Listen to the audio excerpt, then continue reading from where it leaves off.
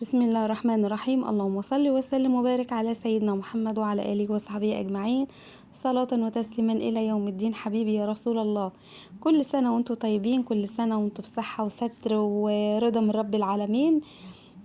نص من شعبان طبعا انتوا كلكم عارفين دوت يعني ايه. بيترفع فيه أعمالنا، وربنا يرفع أعمالنا كده وهو راضي عننا يا رب العالمين. ما تنسونيش بقى باللايك كده، اعملوا حسنة في نص شعبان واعملوا لي لايك واشتركوا في القناة عندي. زي ما انتوا شفتوا كده في اول الفيديو، انا جبت كده كوبايتين مية وحطيت عليهم باكت خميرة صغير، خميرة فورية، وحطيت معلقتين من الملح. دوبتهم كويس. طب انت حاطه ملح مع الخميرة ليه؟ لان اللي انا هعمله ده مش هينفع احط عليه سكر. تمام.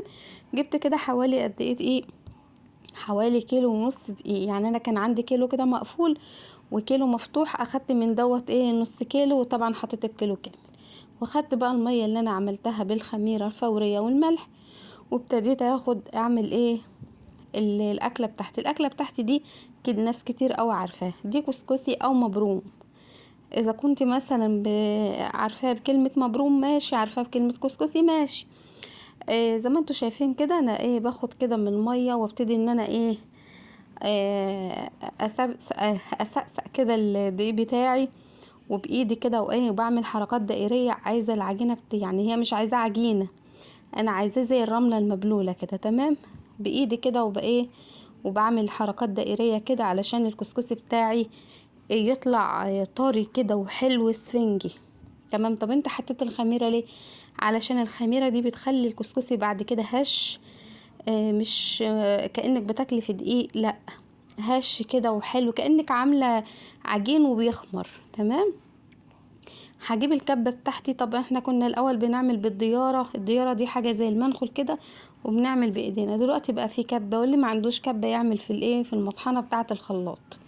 مش حابة ده ولا ده، اعملي في الديارة لو انت تعرفيها. اخدت كده من كل يعني من الصينية بتاعتي شوية بشوية على قد الكبة ما هتاخد، بضربها في الكبة بتطلع ما شاء الله عليها زي ما انتوا شايفين كده، مفرفر وجميل ازاي، مش عجين ولا حاجة. هكمل كله بالطريقة اللي انتوا شفتوها دي. تمام. في الكبة برضو جميلة جدا وبتطلع معايا الكسكسي ما شاء الله عليه. انت بقى تتحكمي في المية بتاعتك، ما تخلوش لا عجين ولا ناشف. بعد كده جبت الحلة بتاعتي القديمة العجوزة دي اللي انا داخلة يعني انا متجوزة دلوقتي حوالي من 27 سنة.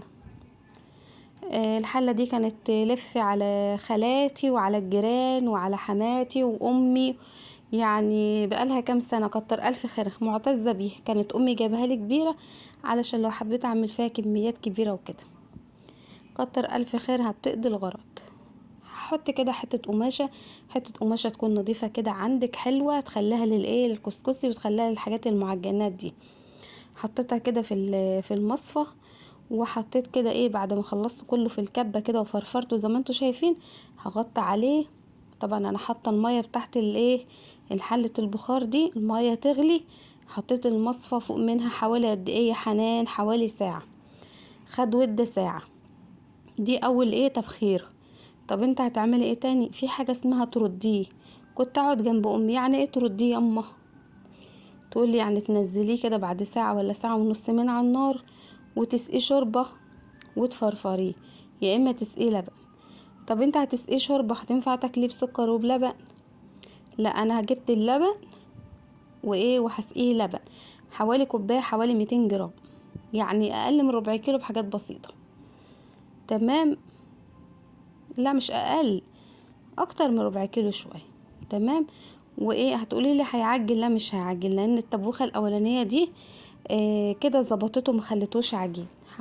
هشربه كده باللبن، عشان لو حب يعني اكله بالسكر والجوز الهند او اكله باللبن. انا وولادي ماشي حابين ناكله بقى بالشوربه واللحمه والكلام دوت ماشي.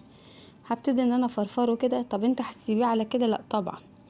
بعد ما هسقيه اللبن كده وهفرفره كده زي ما انتوا شايفين، هجيب الكبه تاني. كبه دلوقتي بطل الفيديو بتاعنا. هجيب الكبه وابتدي ان انا اضربه تاني في الكبه كأنها ديارة، وبعيد التدوير بتاعها. تمام. هكمل برضو الكمية بتاعتي كده بنفس الطريقة الأولانية. هينزل معايا ما شاء الله، مش هيكلكح تاني خلاص مني. انا سقيته لبن وخلاص مش هيكلكع مني. ما عندكيش لبن وحابه تسقيه ميه، شويه ميه ماشي مفيش مشكله، بس احنا بنقول اللبن بيديله طعم حلو. لو حتى مش هتسقيه سمنه بلدي ولا حاجه، اللبن بيديله نكهه وطعم حلو، وبيبقى الماده الغذائيه بتاعته بتبقى اعلى. تمام. هنكمل كده بنفس الطريقه اللي احنا عملنا بيها الاول. هضرب شويه بشويه في الكبه كده، وبعد كده هجيب المصفى بتاعتي، ونفس نفس حته القماشه اللي هي كنت عامله فيها الاول، بس بدل ما كنت حطاها على ظهرها المره دي هحطها على وشها. تمام. وهنزل كده بالمبروم بتاعي او الكسكسي في نفس في نفس القماشه في نفس المصفى. كل ده والميه معايا على النار، هديت عليها شويه عقبال ما خلصت، وبعد كده هعلي النار تاني. الطبوخه التانية هتاخد قد مش هتاخد زي الاولانيه، يعني ممكن الاولانيه تاخد ساعه ونص، ساعه. التانية هتاخد لها حوالي نص ساعه او ساعه الا ربع. الطبوخه التانية كل ما بوختيه كل ما زاد جمال. تمام. هنقفل كده عليه، وهنحطه تاني على على البوتاجاز برضو، على الحله اللي تحت دي اللي فيها ميه، وهنديله طبوخه نص ساعه او ساعه الا ربع.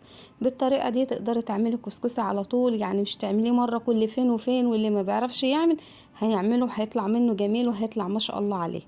تمام. كلنا ستات بيوت وشاطرين ونقدر نعمل اي حاجه، مفيش حاجه لازقه معايا في القماشه، ما شاء الله القماشه طالعه سالكه اهي مفيهاش اي حاجه. هتضربيه تاني في الكبه يا حنان؟ لا طبعا، خلاص كده انا مش هضربه. هو كده خد الطبوخه بتاعته مرتين وما شاء الله عليه. هفرفره كده بالشوكه، هفرفره بالشوكه. هنزل بقى بالزبده. عندك سمنه بلدي حلاوته يا جماله، تاكليه كده حاف من غير اي حاجه. ما عندكيش حته زبده، ما عندكيش اي حته سمنه، تمام، احنا مش هنقف على حاجه. ولادك نفسهم في الكسكس اعملي لهم، مش شرط يكون سمنه بلدي. انا حطيت زبده، وكان عندي حته سمنه كده من هي السمنه الهولندي، بس ريحتها وطعمها حلو، حطيت برضو حته. وزي ما انتوا شفتوا كده فرفرته بالشوكه، وبعد كده بايدي بقى علشان احس كده بقى الرعشه بتاعه الكسكسي. لما الاقيه بيترعش في ايدي كده وهش، يبقى كده الكسكسي بتاعي ناجح ما شاء الله عليه وحلو. طلع ما شاء الله عليه جميل جميل جميل جميل. جربي الطريقه دي ان شاء الله واعتمديها، وان شاء الله مش هتعملي غيرها. شايفين ما شاء الله، الله اكبر عليه وعلى جماله، ما شاء الله. ايه الجمال ده! متنسوش اللايك، متنسوش الاشتراك، كومنت حلو كده من حبايبي. وكل سنة وانتوا في سعادة، وكل سنة وانتوا في هنا، وكل سنة وانتوا في رضا من ربنا سبحانه وتعالى. وربنا يبلغنا رمضان كده امنين سالمين يا رب العالمين، ووسع ارزاقنا كلنا، ويهدي ولادنا وينجحهم ويكرمنا في صحتهم يا رب العالمين، ويبارك في امي وفي كل الامهات، ويرحم ابويا ويرحم كل الابهات يا رب العالمين. اشوفكم في فيديوهات جديدة ان شاء الله كتير باذن الله. السلام عليكم ورحمة الله وبركاته.